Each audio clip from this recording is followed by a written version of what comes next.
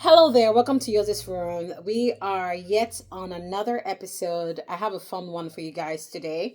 Please grab your cup of coffee or your glass of wine, whatever you need, because this is going to be interesting. Okay, I love to start my day with a cup of coffee, always. Do you know that the most abused, overused, misconstrued phrase is I love you? Most people don't even know what that phrase really means, honestly.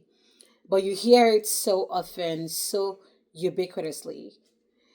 And as sad as this reality is, I would have to say that love is the best thing that can ever happen to us. To truly love is to have lived.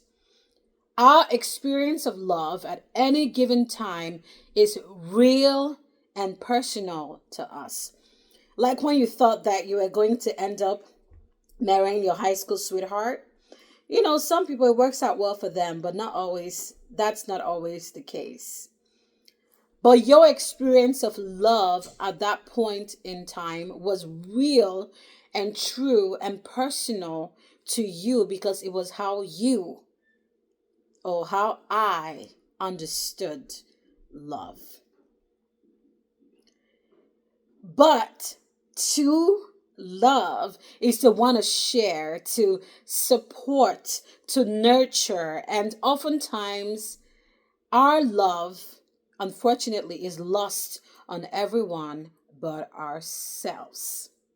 So, my focus today, that's why I said sit back, relax, is what I call the self love triad. Number one, radical honesty. I read a book called Get Naked and Find the Love of Your Life. This was years ago. And in buying that book, by the title, you will think that the book is about how to find a romantic partner and the things that you need to do to find a romantic partner.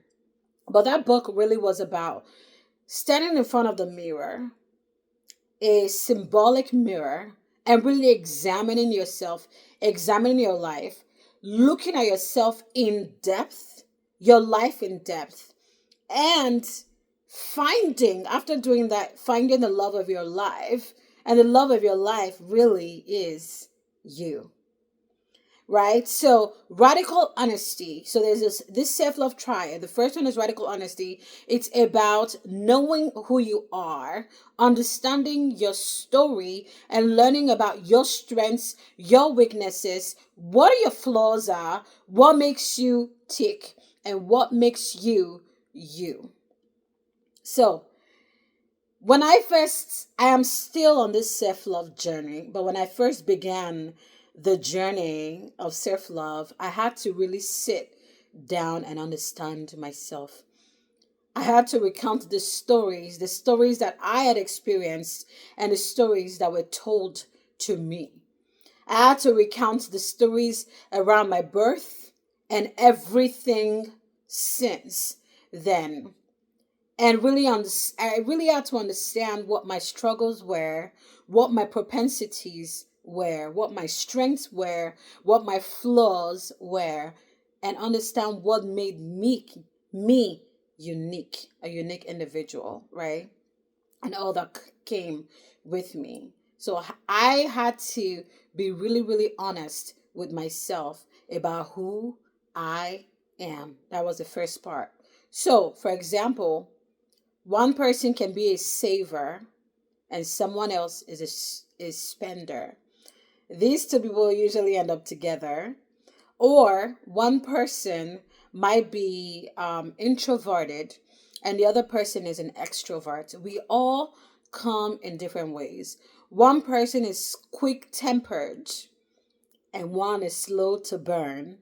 And these two individuals do end up together a lot as well. So, the first path to self love and the journey of this self love is being radically honest with who you are. And to really know who you are is to understand your story. What is your story? What's your story? The second part of this self love triad is radical acceptance. We often pray this prayer, but I want you guys to pray with me. It says, give me the serenity to accept the things that I cannot change, the grace, the courage to change the things that I can, and the wisdom to know the difference. Radical acceptance is about accepting who you are. There are things about me that are never ever going to change, and I am not going to change. For example, I'm going to need glasses for the rest of my life unless I do laser surgery. If I don't, then I'm going to need glasses for the rest of my life. I am always going to be a beautiful black woman. That is never going to change. I was born with kinky, beautiful hair. That is never going to change. I don't think I'm ever going to get taller than this. That is not going to change. There are things about you that are not going to change, right? So accept the things that you cannot change. You need courage. You need grace to be able to accept those things that you cannot change. You need serenity to accept the things that you cannot change. But you need courage to change the things that you can. So that what that means is you got to put your pride and your ego down and really say, okay, these are my flaws. These are parts of me that I don't really like, that I need to work on. You need to put your pride and your ego down. On the journey of self love, there are still things about us that we need to change, that we have to change. There's nothing wrong with wanting to change certain things about you. Have you ever heard the good old, oh, just take me for who I am? A lot of people say this statement, take me for who I am, to cop out of accepting responsibility, of taking responsibility for their actions, for the things that they do. You got to understand what your limitations are and know when to ask for help. Like if there are things within you that you need to change, then don't just start with, oh, take me for who I am. No, a lot of guys use the take me for who I am statement, or, what happened to me. Everybody has a story. Everybody has something that happened to them. You have to make the decision to be a better individual, to be a better person. In the journey of self love, I am still on that journey. I'm definitely way better, farther than where I was. I had to be honest with myself radically about my story, and then I had to accept the things that I couldn't change.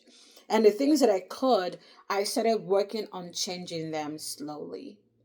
And then the third part of this self love triad is radical compassion. And with radical compassion, we're going to talk about 1 Corinthians 13 that talks about love. Love is patient, love is kind, love is forgiven, love does not envy. So take all of this and bring it inward. I am going to be patient with myself. I am going to extend the same kindness that I extend to others to myself. I am going to forgive myself for not knowing better, for not doing better. And I am not going to be envious of others because our stories are different. Are different. Our path is different. Okay? There is no point being envious because we're not the same, right? You are able to celebrate others when you are compassionate towards yourself. Some of us were not born with silver spoons. We have to work hard to make it. Are you going to be envious of somebody whose dad was born a billionaire or who was born into a wealthy family? Radical compassion is part of self love. In the journey of my life, I went through things that even though I had forgiven others for, because I am not making excuses for what happened, but they were also in their self love journey, didn't know better. Maybe they did, whatever, right? I forgive because I don't want anybody holding real estate in my head, okay? But it was so hard for me to forgive myself. The hardest part of self-love is self-forgiveness. I struggled with forgiving myself because I thought about how it would make me look. I thought about not knowing better, but I had to realize that I'm extending grace to other people. I needed to extend that same grace to myself. But by extending that grace, I also knew that it was essential for me to change the things about me that I needed to change. The self love triad is radical honesty, radical acceptance, and radical compassion. Bring it in. The same grace that you show to others, you want to show to yourself as well. Now, this is what happens when you begin to practice self love or when you begin to work on self love. Number one, you no longer need validation. I love the fact that on Instagram, for example, they give you an option to hide your like counts because a lot of people are living for likes while they're longing for love. But when you hide that, you don't care who likes your post or who doesn't. You're free to share what you want to share. You're free to be yourself. You're no longer needing validation or approval of other people. You are just you. Okay. Whether my hair is kinky, perm, straight, whatever, I don't need validation or approval from somebody else. If I decide I'm going to put on my glasses, I'm going to wear contacts, I don't need the validation or approval from somebody else. I am me and beautiful the way that I am. And it's not just physical beauty, but it's also internal beauty. You stop needing validation. You practice authenticity. You become more authentic. And so you're able to share in the joy of other people. I'm going to give you an example. I love dressing up to work sometimes, not all the time. There was one day I dressed up. I was just wearing a blazer, pants, going about my day. I'm not thinking because I'm just me doing me, right? And this girl was wearing a white coat and she was wearing a very beautiful Paris inspired suit inside the coat. And she said to me that she was kind of embarrassed to just wear that around. So she saw me in the elevator and she said, "Wow, I love how you look so good." She complimented me and she said, "You're freely just you." And she told me, "You know what? I'm gonna open mine." She showed me hers, and I was like, "Why are you hiding that? You don't have to button everything all the way. You gotta show that." So she unbuttoned her white coat and she had this beautiful outfit under and she smiled when she left the elevator. My authenticity allowed her to be authentic. When you love yourself, you become more authentic. You become more you. And by being you, you give other people space to be themselves. Okay? So, like I said, you practice. Know your voice. Your voice. Know your voice, your motives, your intentions. What do I really want to do? Why am I doing this? My mother told me never change for somebody else. Because when they start wanting someone that used to be who you were, then you're lost and confused. Be who you are. When you're who you are, you attract the right people for you. Um, when you love yourself, you become comfortable going the mile alone. I love, and I think I have roped my sister into this. I love going to the movies, and I love going to the movies alone. Like, I do love going with friends, my significant other, but I also really enjoy going to the movies alone. I am not afraid of being alone. I am not afraid of shopping alone. I'm not afraid of doing things alone. My alone time, I love my alone time. I don't get worried about being alone. So, what that makes you very dangerous because if I'm your friend and I'm very comfortable being alone, you bet that when I want to spend time with you, it's intentional because I want to spend time with you and not because I need you to save me from myself. You're comfortable going the mile alone. You're comfortable being different. You're comfortable not fitting in all the time, right? There are times when you want to fit in. You don't always want to be a positioner, especially when you don't need to be. But you're comfortable going the mile alone.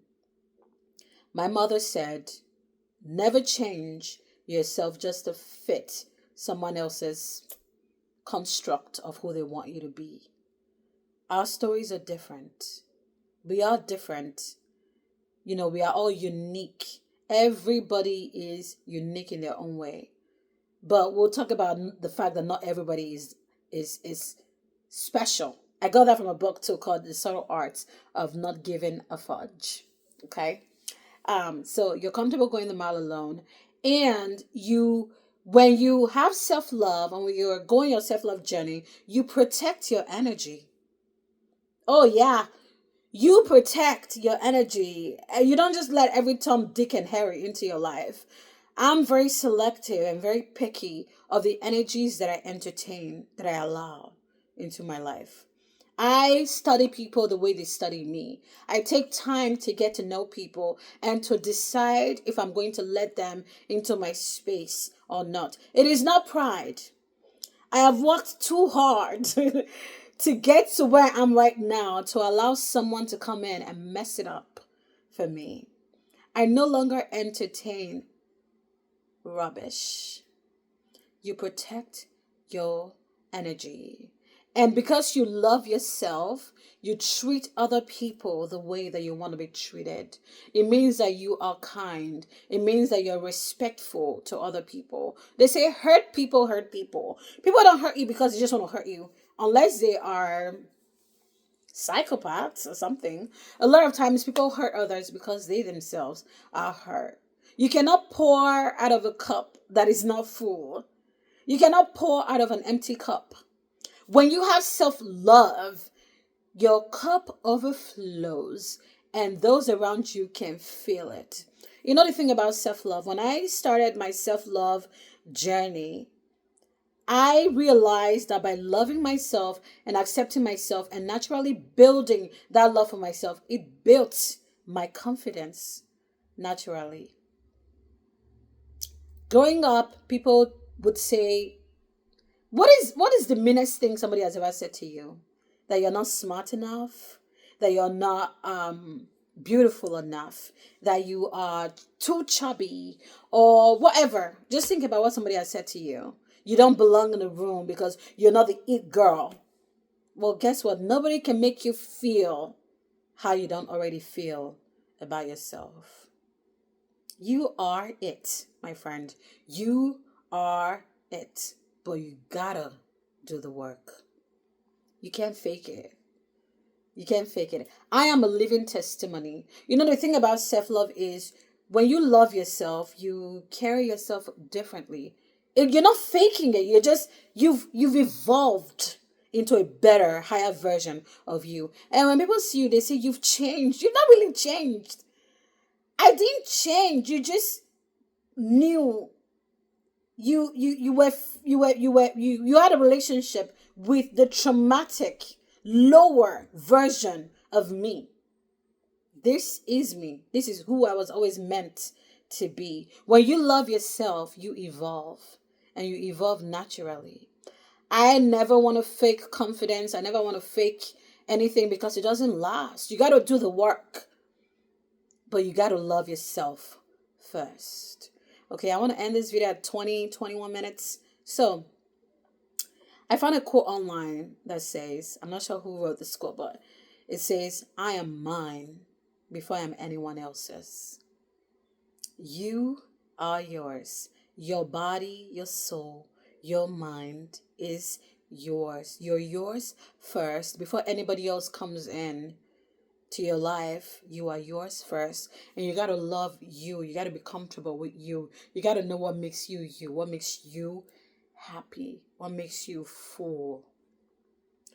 I'm still on this journey of self-love. I'm still on the journey of self-love, but I am way better than where I was.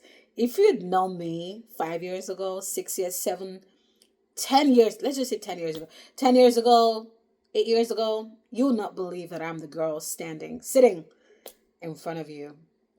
And it's only grace. You have to do the work. So on this channel, we always end this by saying that we see you, you're beautiful. We see you, we love you, and that you are beautiful just the way you are. This is really important to me because I was told many times by different people their low expectation or whatever they thought I was gonna be. But I had to do the work to fall in love with me first. So, friend, I see you. I love you so much. And you are beautiful just the way you are. If there's something about yourself that you can change, change it. But there are things that you can't. So pray for the serenity to accept the things about you that you cannot change. Self-love is a journey that we're going to be on for the rest of our lives. But remember that you are yours before you are anyone else's. So you get to define what defines you. I hope that this video blessed you. If it did, please click on the bell below. Subscribe. Let's get the subscribers up, okay? Okay, guys. Click on the bell below, like and share with someone. I can't wait to share more videos with you. Until next time, have a blessed day.